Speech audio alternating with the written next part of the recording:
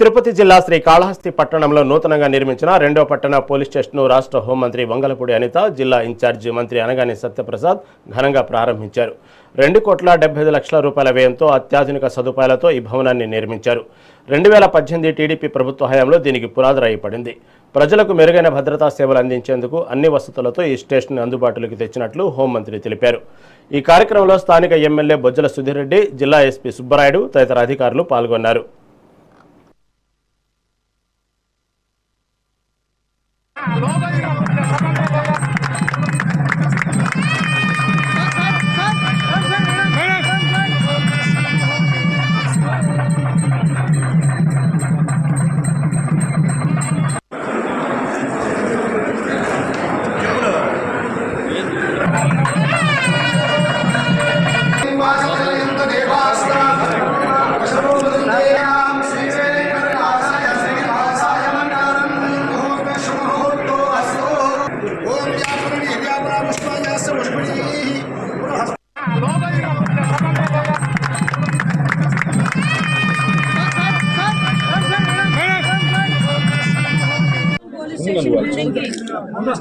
Opening చేసుకోవడం జరిగింది.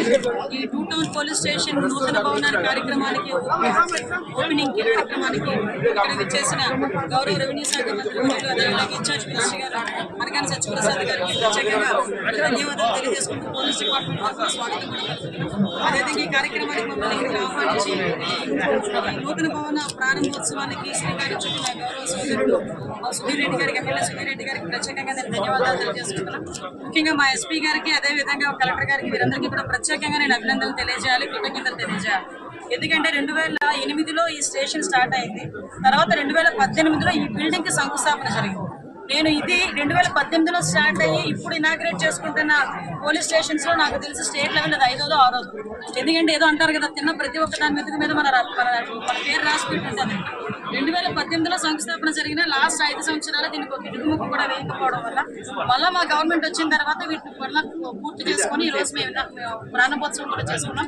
ఈ రోజు శ్రీకాళహస్తిలో పోలీస్ స్టేషన్ ఆవశ్యకత ఎంతైనా ఉంది.